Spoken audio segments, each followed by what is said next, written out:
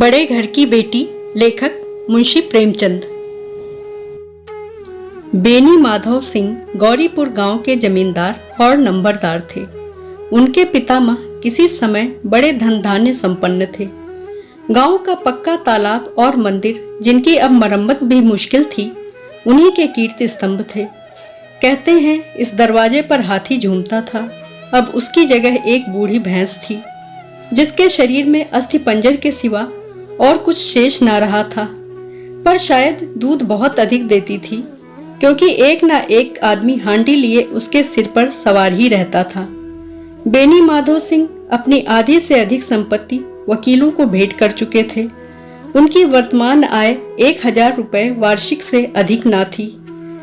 ठाकुर साहब के 2 बेटे थे। बड़े का नाम श्रीकंठ सिंह था। उसने बहुत दिनों के परिश्रम और उद्योग के बाद बीए की डिग्री प्राप्त की थी। अब एक दफ्तर में नौकर था। छोटा लड़का लाल बिहारी सिंह दोहरे बदन का सजीला जवान था। भरा हुआ मुखड़ा, चौड़ी छाती, भैंस का 2 सेर ताजा दूध वह उठकर सवेरे पी जाता था। श्रीकंठ सिंह की दशा बिल्कुल विपरीत थी। इन नेत्र प्रिय गुणों को उन्होंने बीए इन्हीं 2 अक्षरों पर न्यौछावर कर दिया था। इन 2 अक्षरों ने उनके शरीर को निर्बल और चेहरे को कांतिहीन बना दिया था। इसी से वैद्यक ग्रंथों पर उनका विशेष प्रेम था। आयुर्वेदिक औषधियों पर उनका अधिक विश्वास था। शाम सवेरे उनके कमरे से प्रायः खरल की सुरीली कर्ण मधुर ध्वनि सुनाई दिया करती थी। लाहौर और कलकत्ते के वैद्यों से बड़ी लिखा पढ़ी रहती थी। श्रीकंठ सिंह इस अंग्रेजी डिग्री के अधिपति होने पर भी अंग्रेजी सामाजिक प्रथाओं के विशेष प्रेमी न थे, बल्कि वह बहुधा बड़े जोर से उसकी निंदा और तिरस्कार किया करते थे। इसी से गांव में उनका बड़ा सम्मान था। दशहरे के दिनों में वह बड़े उत्साह से रामलीला में होते और स्वयं किसी न किसी पात्र का पाठ लेते थे। गौरीपुर में रामलीला के वही जन्मदाता थे। प्राचीन हिंदू सभ्यता का गुणगान उनकी धार्मिकता का प्रधान अंग था। सम्मिलित कुटुंब के तो वह एकमात्र उपासक थे। आजकल स्त्रियों को कुटुंब में मिलजुल कर रहने की जो अरुचि होती है, उसे वह जाति और देश दोनों के लिए हानिकारक समझते थे। यही कारण था कि गांव की ललनाएं उनकी निंदक थीं। कोई तो उन्हें अपना शत्रु समझने में भी संकोच ना करती थी। स्वयं उनकी पत्नी को ही इस विषय में उनसे विरोध था। यह इसलिए नहीं कि उसे अपने सास ससुर, देवर या जेठ आदि से घृणा थी, बल्कि उसका विचार था कि यदि बहुत कुछ सहने और समय देने पर भी परिवार के साथ निर्वाह न हो सके, तो आए दिन की कलह से जीवन को नष्ट करने की अपेक्षा यही उत्तम है कि अपनी खिचड़ी अलग पकाई जाए। आनंदी एक बड़े उच्च कुल की लड़की थी। उसके बाप एक छोटी सी रियासत के तालुकेदार थे। विशाल भवन, 1 हाथी, 3 कुत्ते, बाज बहरी शिकरे, झाड़ फनूस, ऑनरेरी मजिस्ट्रेट और ऋण, जो एक प्रतिष्ठित तालुकेदार के भोग्य पदार्थ हैं, सभी यहाँ विद्यमान थे। नाम था भूप सिंह। बड़े उदारचित्त और प्रतिभाशाली पुरुष थे, पर दुर्भाग्य से लड़का एक भी न था। 7 लड़कियां हुई और दैवयोग से सबकी सब जीवित रहीं। पहली उमंग में तो उन्होंने 3 ब्याह दिल खोलकर किए, पर 15-20 हजार रुपयों का कर्ज सिर पर हो गया तो आंखें खुली, हाथ समेट लिया। आनंदी चौथी लड़की थी। वह अपनी सब बहनों से अधिक रूपवती और गुणवती थी। इससे ठाकुर भूप सिंह उसे बहुत प्यार करते थे। सुंदर संतान को कदाचित उसके माता पिता भी अधिक चाहते हैं। ठाकुर साहब बड़े धर्म संकट में थे कि इसका विवाह कहाँ करें। ना तो यह चाहते थे कि ऋण का बोझ बढ़े, और ना यह स्वीकार था कि उसे अपने को भाग्यहीन समझना पड़े। एक दिन श्रीकंठ उनके पास किसी चंदे का रुपया मांगने आए। शायद नागरी प्रचार का चंदा था। भूप सिंह उनके स्वभाव पर रीझ गए और धूमधाम से श्रीकंठ सिंह का आनंदी के साथ ब्याह हो गया। आनंदी अपने नए घर में आई तो यहाँ का रंग ढंग कुछ और ही देखा। जिस टीम टाम की उसे बचपन से ही आदत पड़ी हुई थी, वह यहाँ नाम मात्र को भी ना था। हाथी घोड़ों का तो कहना ही क्या, कोई सजी हुई सुंदर बहली तक ना थी। रेशमी स्लीपर साथ लाई थी, पर यहाँ बाग कहाँ। मकान में खिड़कियां तक ना थीं, न जमीन पर फर्श, न दीवार पर तस्वीरें। यह एक सीधा साधा देहाती गृहस्थी का मकान था, किंतु आनंदी ने थोड़े ही दिनों में अपने को इस नई अवस्था के ऐसा अनुकूल बना लिया मानो उसने विलास के सामान कभी देखे ही न थे। एक दिन दोपहर के समय लाल बिहारी सिंह 2 चिड़िया लिए हुए आया और भावत से बोला, जल्दी से पका दो, मुझे भूख लगी है। आनंदी भोजन बनाकर उसकी राह देख रही थी। अब वह नया व्यंजन बनाने बैठी। हाड़ी में देखा तो घी पाव भर से अधिक ना था। बड़े घर की बेटी किफायत क्या जाने, उसने सब घी मांस में डाल दिया। लाल बिहारी खाने बैठा तो दाल में घी ना था। बोला, दाल में घी क्यों नहीं छोड़ा? आनंदी ने कहा, घी सब मांस में पड़ गया। लाल बिहारी जोर से बोला, अभी परसों घी आया है, इतना जल्द उठ गया? आनंदी ने उत्तर दिया, आज तो कुछ पाव भर रहा होगा, वह सब मैंने मांस में डाल दिया। जिस तरह सूखी लकड़ी जल्दी से जल उठती है, उसी तरह क्षुधा से बावला मनुष्य जरा जरा सी बात पर तिनक जाता है। लाल बिहारी को भावच की यह ढिठाई बहुत बुरी मालूम हुई। तिनक कर बोला, मैके में तो चाहे घी की नदी बहती हो, स्त्री गालियां सह लेती है, मार भी सह लेती है, पर मैके की निंदा उससे नहीं सही जाती। आनंदी मुंह फेर कर बोली, हाथी मरा भी तो 9 लाख का, वहां इतना घी नित्य नाई कहार खा जाते हैं। लाल बिहारी जल गया, थाली उठाकर पलट दी और बोला, जी चाहता है जीभ पकड़कर खींच लूं। आनंदी को भी क्रोध आ गया, मुंह लाल हो गया। बोली, वह होते तो आज इसका मजा चखाते।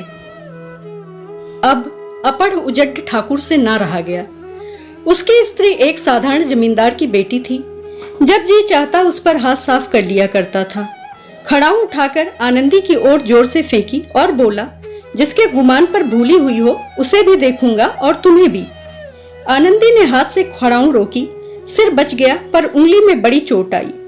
क्रोध के मारे हवा से हिलते पत्ते की भांति कांपती हुई अपने कमरे में आकर खड़ी हो गई। स्त्री का बल और साहस, मान और मर्यादा पति तक है। उसे अपने पति के ही बल और पुरुषत्व पर घमंड होता है। आनंदी खून का घूंट पीकर रह गई। श्रीकंठ सिंह शनिवार को घर आया करते थे। बृहस्पति को यह घटना हुई थी।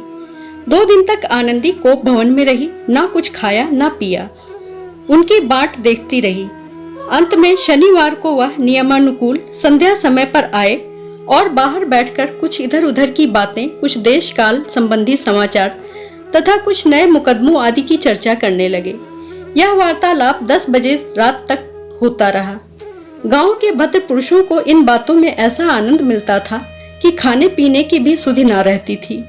श्रीकंठ को पिंड छुड़ाना मुश्किल हो जाता था। ये 2-3 घंटे आनंदी ने बड़े कष्ट से काटे।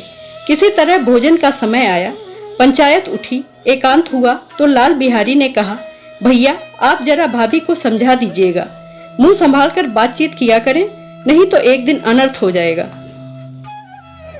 बेनी माधव सिंह ने बेटे की ओर साक्षी दी। हाँ, बहू बेटियों का यह स्वभाव अच्छा नहीं कि मर्दों के मुंह लगे। श्रीकंठ ने चिंतित स्वर से पूछा, आखिर बात क्या हुई? लाल बिहारी ने कहा, कुछ भी नहीं, यूं ही आप उलझ पड़ी। मायके के सामने हम लोगों को कुछ समझती ही नहीं। श्रीकंठ खा पीकर आनंदी के पास गए। वह भरी बैठी थी। यह हजरत भी कुछ तीखे थे। आनंदी ने पूछा, चित्त तो प्रसन्न है? श्रीकंठ बोले, बहुत प्रसन्न है, पर तुमने आजकल घर में यह क्या उपद्रव मचा रखा है? आनंदी की त्योरियों पर बल पड़ गए। झुंझलाहट के मारे बदन में ज्वाला सी दहक उठी। बोली, जिसने तुमसे यह आग लगाई है उसे पाऊं तो मुंह झुलस दूं। श्रीकंठ, इतनी गर्म क्यों होती हो? बात तो कहो। आनंदी, क्या कहूं, सब मेरे भाग्य का फेर है, नहीं तो गंवार छोकरा जिसको चपरासगिरी करने का भी शऊर नहीं, मुझे खड़ाऊ से मारकर यूं ना करता। श्रीकंठ, सब हाल साफ साफ कहो तो मालूम हो, मुझे तो कुछ पता नहीं। आनंदी, परसों तुम्हारे लाडले भाई ने मुझसे मांस पकाने को कहा। घी हांडी में पाव भर से अधिक ना था, वह सब मैंने मांस में डाल दिया। जब खाने बैठा तो कहने लगा, दाल में घी क्यों नहीं है? बस इसी पर मेरे मैके को बुरा भला कहने लगा। मुझसे ना रहा गया। मैंने कहा कि वहां इतना घी तो नौकर चाकर खा जाते हैं और किसी को जान भी नहीं पड़ता।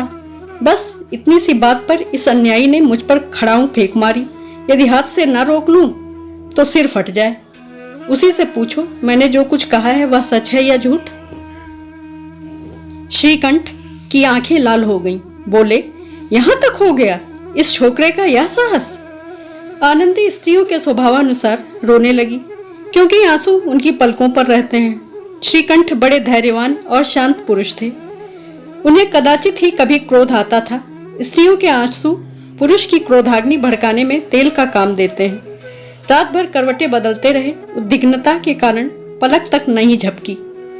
प्रातःकाल अपने बाप के पास जाकर बोले, दादा अब इस घर में मेरा निबाह ना होगा। इस तरह की विद्रोहपूर्ण बातें कहने पर श्रीकंठ ने कितनी ही बार अपने कई मित्रों को आड़े हाथों लिया था, परंतु दुर्भाग्य आज उन्हें स्वयं वही बातें अपने मुंह से कहनी पड़ी। दूसरों को उपदेश देना भी कितना सहज है। बेनी माधो सिंह घबरा उठे, बोले, क्यों? श्रीकंठ, इसलिए कि मुझे भी अपनी मान प्रतिष्ठा का कुछ विचार है। आपके घर में अब अन्याय और हठ का प्रकोप हो रहा है। जिनको बड़ों का आदर सम्मान करना चाहिए वे उनके सिर चढ़ते हैं। मैं दूसरे का नौकर ठहरा घर पर रहता नहीं। यहाँ मेरे पीछे स्त्रियों पर खड़ाऊं और जूतों की बौछारें होती हैं। कड़ी बात तक चिंता नहीं, कोई एक की दो कह ले, वहां तक मैं सह सकता हूँ, किंतु यह कदापि नहीं हो सकता कि मेरे ऊपर लात घूंसे पड़े और मैं दम ना मारूं। बेनी माधो सिंह कुछ जवाब ना दे सके। श्रीकंठ सदैव उनका आदर करते थे। उनके ऐसे तेवर देखकर बूढ़ा ठाकुर अवाक रह गया। केवल इतना ही बोला, बेटा तुम बुद्धिमान होकर ऐसी बातें करते हो। स्त्रियां इस तरह घर का नाश कर देती हैं, उनको बहुत सिर चढ़ाना अच्छा नहीं। श्रीकंठ, इतना मैं जानता हूँ, आपके आशीर्वाद से ऐसा मूर्ख नहीं हूँ। आप स्वयं जानते हैं कि मेरे ही समझाने बुझाने से इसी गांव में कई घर संभल गए, पर जिस स्त्री की मान प्रतिष्ठा का ईश्वर के दरबार में मैं उत्तरदाता हूँ, उसके प्रति ऐसा घोर अन्याय और पशुवत व्यवहार मुझे असह्य है। आप सच मानिए, मेरे लिए यही कुछ कम नहीं है कि लाल बिहारी को कुछ दंड नहीं होता। अब बेनी माधो सिंह भी गरमाए, ऐसी बातें और ना सुन सके। बोले, लाल बिहारी तुम्हारा भाई है, उससे जब कभी भूल चूक हो उसके कान पकड़ो। लेकिन श्रीकंठ, लाल बिहारी को मैं अब अपना भाई नहीं समझता। बेनी माधो सिंह, स्त्री के पीछे? श्रीकंठ, जी नहीं, उसकी क्रूरता और अविवेक के कारण।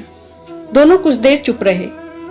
ठाकुर साहब लड़के का क्रोध शांत करना चाहते थे, लेकिन यह नहीं स्वीकार करना चाहते थे कि लाल बिहारी ने कोई अनुचित काम किया है। इसी बीच में गांव के और कई सज्जन हुक्के चिलम के बहाने वहां आ बैठे। कई स्त्रियों ने जब यह सुना कि श्रीकंठ पत्नी के पीछे पिता से लड़ने को तैयार है तो उन्हें बड़ा हर्ष हुआ। दोनों पक्षों की मधुर वाणियां सुनने के लिए उनकी आत्माएं तिलमिला उठीं। गांव में कुछ ऐसे कुटिल मनुष्य भी थे जो इस कुल की नीतिपूर्ण गति पर मन ही मन जलते थे। वे कहा करते थे, श्रीकंठ अपने बाप से दबता है इसीलिए वह दब्बू है, उसने विद्या पढ़ी इसलिए वह किताबों का कीड़ा है। बेनी माधो सिंह उसकी सलाह के बिना कोई काम नहीं करते, यह उनकी मूर्खता है। इन महानुभावों की शुभकामनाएं आज पूरी होती दिखी। कोई हुक्का पीने के बहाने और कोई लगान की रसीद दिखाने आकर बैठ गया। बेनी माधो सिंह पुराने आदमी थे, इन भावों को ताड़ गए। उन्होंने निश्चय किया, चाहे कुछ ही क्यों ना हो, इन द्रोहियों को ताली बजाने का अवसर ना दूंगा। तुरंत कोमल शब्दों में बोले, बेटा मैं तुमसे बाहर नहीं हूं, तुम्हारा जो जी चाहे करो, अब तो लड़के से अपराध हो गया। इलाहाबाद का अनुभव रहित झल्लाया हुआ ग्रेजुएट इस बात को ना समझ सका। उसे डिबेटिंग क्लब में अपनी बात पर अड़ने की आदत थी। इन हथकंडों की उसे क्या खबर। बाप ने जिस मतलब से बात पलटी थी वह उसकी समझ में ना आया। बोला, लाल बिहारी के साथ अब मैं इस घर में नहीं रह सकता। बेनी माधव, बेटा बुद्धिमान लोग मूर्खों की बात पर ध्यान नहीं देते। वह बेसमझ लड़का है, उससे जो कुछ भूल हुई उसे तुम बड़े होकर क्षमा करो। श्रीकंठ, उसकी इस दुष्टता को मैं कदापि नहीं सह सकता। या तो वही घर में रहेगा या मैं ही। आपको यदि वह अधिक प्यारा है तो मुझे विदा कीजिए, मैं अपना भार आप संभाल लूंगा। यदि मुझे रखना चाहते हैं तो उससे कहिए जहां चाहे चला जाए, बस यह मेरा अंतिम निश्चय है। लाल बिहारी सिंह दरवाजे की चौखट पर चुपचाप खड़ा बड़े भाई की बातें सुन रहा था। वह उनका बहुत आदर करता था। उसे कभी इतना साहस ना हुआ था कि श्रीकंठ के सामने चारपाई पर बैठ जाए, हुक्का पी ले या पान खा ले। बाप का भी वह इतना मान ना करता था। श्रीकंठ का भी उस पर हार्दिक स्नेह था। अपने होश में उन्होंने कभी उसे घुड़का तक ना था। जब वह इलाहाबाद से आते तो उसके लिए कोई ना कोई वस्तु अवश्य लाते। मुकद्दर की जोड़ी उन्होंने ही बनवा दी थी। पिछले साल जब उसने अपने से ड्योढ़े जवान को नागपंचमी के दिन दंगल में पछाड़ दिया तो उन्होंने पुलकित होकर अखाड़े में ही जाकर उसे गले लगा लिया था। 5 रुपए के पैसे लुटाए थे। बड़े भाई के मुंह से आज ऐसी हृदय विदारक बात सुनकर लाल बिहारी को बड़ी ग्लानि हुई। वह फूट फूट कर रोने लगा। इसमें संदेह नहीं कि अपने किए पर पछता रहा था। भाई के आने से एक दिन पहले से उसकी छाती धड़कती थी कि देखूं भैया क्या कहते हैं, मैं उनके सम्मुख कैसे जाऊंगा, उनसे कैसे बोलूंगा, मेरी आंखें उनके सामने कैसे उठेंगी। उसने समझा था कि भैया मुझे बुलाकर समझा देंगे। इस आशा के विपरीत आज उसने उन्हें निर्दयता की मूर्ति बने हुए पाया। वह मूर्ख था, परंतु उसका मन कहता था कि भैया मेरे साथ अन्याय कर रहे हैं। यदि श्रीकंठ उसे अकेले में बुलाकर 2-4 बातें कह देते, इतना ही नहीं 2-4 तमाचे भी लगा देते, तो कदाचित उसे इतना दुख ना होता। पर भाई का यह कहना कि अब मैं इसकी सूरत नहीं देखना चाहता, लाल बिहारी से सहा ना गया। वह रोता हुआ घर आया, कोठरी में जाकर कपड़े पहने, आंखें पोंछी जिससे कोई यह ना समझे कि वह रोता था। तब आनंदी के द्वार पर आकर बोला, भाभी, भैया ने निश्चय किया है कि वह मेरे साथ इस घर में ना रहेंगे। अब वह मेरा मुंह नहीं देखना चाहते, इसलिए अब मैं जाता हूँ। उन्हें फिर मुंह ना दिखाऊंगा। मुझसे जो कुछ अपराध हुआ उसे क्षमा करना। यह कहते कहते लाल बिहारी का गला भर आया। आनंदी ने लाल बिहारी की शिकायत तो की थी, लेकिन अब मन में पछता रही थी। वह स्वभाव से ही दयावती थी। उसे इसका तनिक भी ध्यान ना था कि बात इतनी बढ़ जाएगी। वह मन में अपने पति पर झुंझला रही थी कि यह इतने गर्म क्यों होते हैं। उस पर यह भय भी लगा हुआ था कि कहीं मुझसे इलाहाबाद चलने को कहें तो कैसे क्या करूंगी। इस बीच में जब उसने लाल बिहारी को दरवाजे पर खड़े यह कहते सुना कि अब मैं जाता हूँ, मुझसे जो कुछ अपराध हुआ क्षमा करना, तो उसका रहा सहा क्रोध भी पानी हो गया। वह रोने लगी। मन का मैल धोने के लिए नैन जल से उपयुक्त और कोई वस्तु नहीं है। श्रीकंठ को देखकर आनंदी ने कहा, लाला बाहर खड़े बहुत रो रहे हैं। श्रीकंठ, तो मैं क्या करूं? आनंदी, भीतर बुला लो। मेरी जीभ को आग लगे, मैंने कहां से यह झगड़ा उठाया। श्रीकंठ, मैं ना बुलाऊंगा। आनंदी, पछताओगे, उन्हें बहुत ग्लानि हो गई है, ऐसा ना हो कहीं चल दें। श्रीकंठ ना उठे। इतने में लाल बिहारी ने फिर कहा, भाभी, भैया से मेरा प्रणाम कह दो। वह मेरा मुंह नहीं देखना चाहते, इसलिए मैं भी अपना मुंह उन्हें ना दिखाऊंगा। लाल बिहारी इतना कहकर लौट पड़ा और शीघ्रता से दरवाजे की ओर बढ़ा। अंत में आनंदी कमरे से निकली और उसका हाथ पकड़ लिया। लाल बिहारी ने पीछे फिर कर देखा और आंखों में आंसू भरे बोला, मुझे जाने दो। आनंदी, कहाँ जाते हो? लाल बिहारी, जहां कोई मेरा मुंह ना देखे। आनंदी, मैं ना जाने दूंगी। लाल बिहारी, मैं तुम लोगों के साथ रहने योग्य नहीं हूँ। आनंदी, तुम्हें मेरी सौगंध, अब एक पग भी आगे ना बढ़ाना। लाल बिहारी, जब तक मुझे यह ना मालूम हो जाए कि भैया का मन मेरी तरफ से साफ हो गया, तब तक मैं इस घर में कदापि ना रहूंगा। आनंदी, मैं ईश्वर को साक्षी देकर कहती हूँ कि तुम्हारी ओर से मेरे मन में तनिक भी मैल नहीं। अब श्रीकंठ का हृदय भी पिघला। उन्होंने बाहर आकर लाल बिहारी को गले लगा लिया। दोनों भाई खूब फूट फूट कर रोए।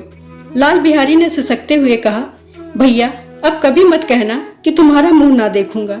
इसके सिवा आप जो दंड देंगे मैं सहर्ष स्वीकार करूंगा। श्रीकंठ ने कांपते हुए स्वर में कहा, लल्लू, इन बातों को बिल्कुल भूल जाओ। ईश्वर चाहेगा तो फिर ऐसा अवसर ना आवेगा।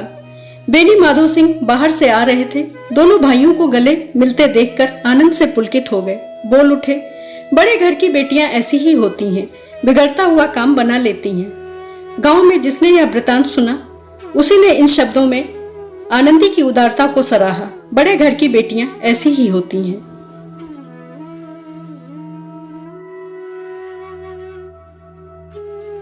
देखने तथा सुनने के लिए सादर आभार एवं हार्दिक धन्यवाद।